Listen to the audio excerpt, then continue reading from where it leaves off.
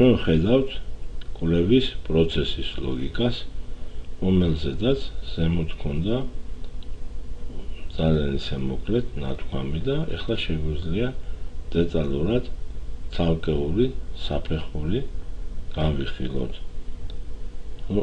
შეგახსენებთ, რომ დანარჩენი გასაგებია მე მგონი თქვენც იცით, მაგრამ მაინც შეგახსენებთ რა არის დედუქცია.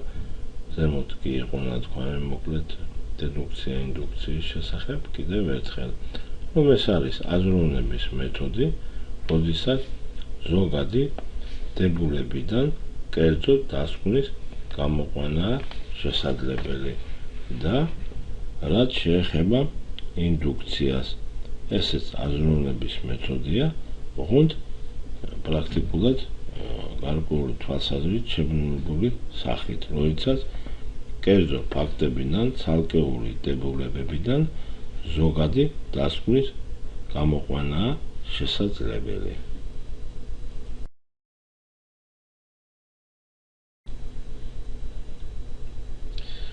და ბოლოს თუ თეორიასა და ემპირიულ კვლევას შორის ურთიერთმემართების განხილვის შემდეგ აუცილებელი ხდება მოკლედ დავახასიათოთ გამოკვლევის პროგრამა, რომელიც ფაქტობრივად მთელი კვლევის მონახაზია და მის დასაბუთებას ახდენს. გამოკვლევის პროგრამა ორი ძირითადი ნაწილისაგან შედგება. ძირითადად ეს არის თეორიული და მეთოდური ნაწილები. პირველ ნაწილში ხდება, ანუ თეორიაში, საკვლევი პრობლემის დასმა და მისი აქტუალობის დასაბუთება, გამოკვლევის თემისა, ასევე პრობლემის იმ ასპექტების განხილვა, რომელსაც მკვლევარი უშუალოდ სწავლობს და ობიექტის, ანუ შესასწავლი მოსახლეობის განსაზღვრა.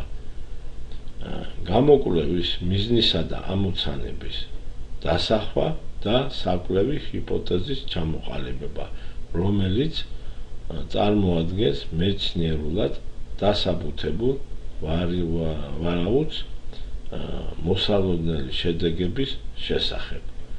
პროგრამის მეთოდურ ნაწილში კი ხდება შესასწავლი მოსახლეობიდან უშუალოდ კვლევაში მონაწილე ადამიანთა ერთობლიობის გამოყოფა, აგრეთვე ინფორმაციის მოპოვების მეთოდების აღწერა და დასაბუთება.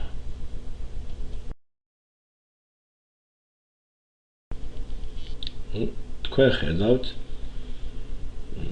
სოციოლოგიური კვლევის რაოდენობრივი მეთოდების დროს, როგორ ხდება რაოდენობრივი კვლევის ეტაპების ჩამოყალიბება და რა ეტაპებს შეიცავს რაოდენობრივი კვლევა. პირველი არის ყოველთვის, პირობითია ის, რასაც თქვენ ხედავთ, მაგრამ ძირითადად ესე არის მიღებული კვლევის მიზნებისა და ამოცანის ჩამოყალიბება. მეორე ეტაპს წარმოადგენს კვლევისთვის საჭირო კითხვარის შემუშავება.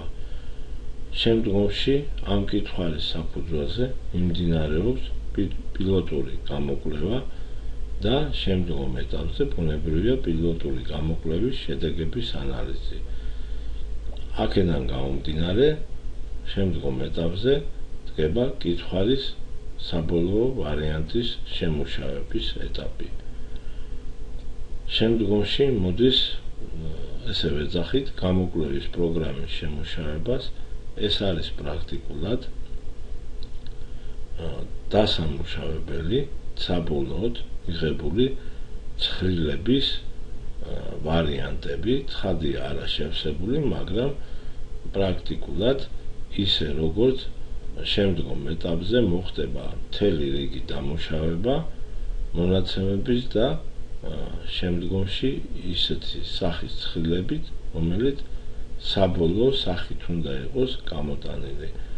შემდგომ ეტაპს მეშვიდეს, აქ როგორც არის მოცემული, წარმოადგენს გამოკითხვასთან დაკავშირებული მოსამზადებელი სამუშაოები. იგულისხმება გარკვეული კოორდინაცია მეთოდოლოგიური საკითხებით, აქვე შეიძლება პირობითად შეიძლება ცალკეც გამოყოს, მაგრამ მოცემულ შემთხვევაში აქვეა მოცემული შერჩევის მოცულობისა და შერჩევის ერთობლიობის განსაზღვრა და ასევე კითხვალების დასტანვა და შემდგომი ეტაპი იგულისხმებს უკვე საველე სამუშაოებს. აქვე იგულისხმება კოორდინაცია საველე სამუშაოებთან დაკავშირებით, ზედამხედველთა და ინტერვიუერთა ტრენინგი, ინტერვიუერების ანაზღაურებაც იგულისხმება ბუნებრივია, ზედამხედველების ანაზღაურებაც, გარკვეული მონიტორინგი და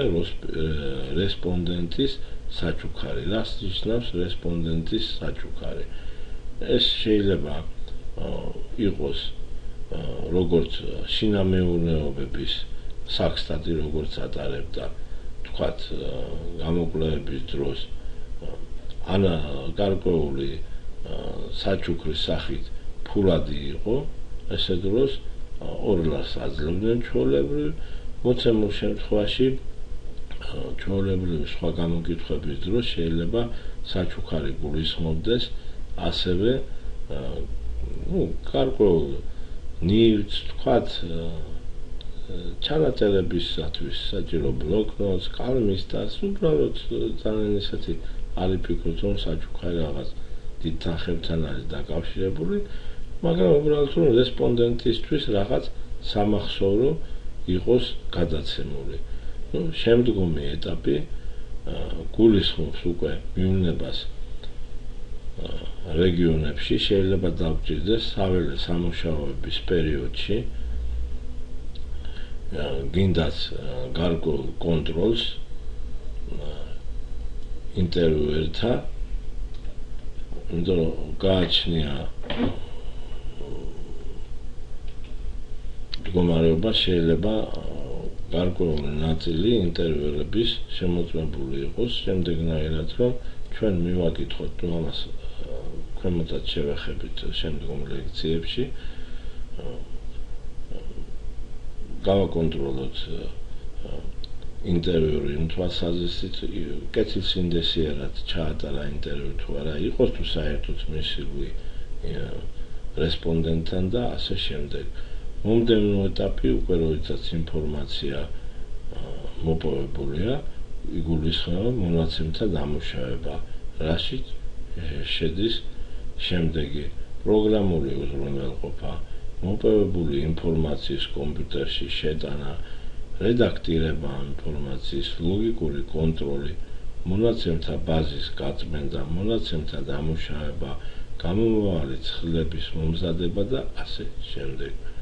შემდეგში მოსდევს ეტაპი, როდესაც ეს უკვე მონაცემთა დამუშავების ეტაპია გავლილი, უკვე გარკვეული ჯგუფი, შეიძლება ერთი მკვლევარი იყოს ან რამდენიმე, ადგენს კვლევის ანგარის ამზადებს და შემდეგ მიდის მოცემული კვლევის ანგარიშის ექსპერტიზა, გადაეცემა ექსპერტებს შესაბამის საკითხში. ექსპერტი შეიძლება იყოს 1-დან დაწყებული, 2-ც, 3-ც, 4-ც, ჩვეულებრივად 4-ზე მეტი პრაქტიკაში არ გვხდება და ექსპერტიზის შემდეგ დგება უკვე ექსპერტების შენიშვნების გათვალისწინებით მზადდება საბოლოო ანგარიში. ჩვეულებრივად არის ესეთი პუნქტი, შედის საერთო კოორდინაციას, ვინც აწარმოებს პროექტისას, ცალკეა გამოყოფილი, ასევე შედის ამ ჩვეულებრივ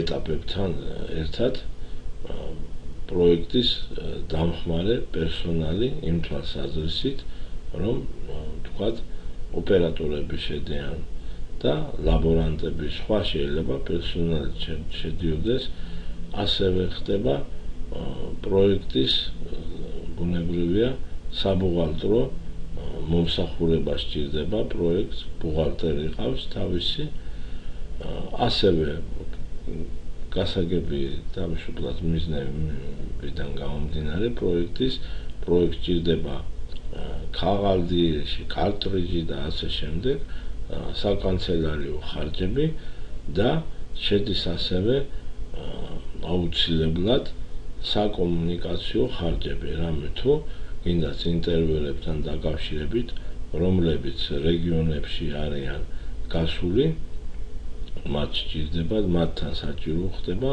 გარკვეული კონტაქტი ცენტრიდან, ხელმძღვანელობის მხრიდან და შეიძლება თვითონ ინტერვიულებსაც გარკვეული პრობლემები წარმოეშვათ და დაუკავშირდნენ თავის ხელმძღვანელობას.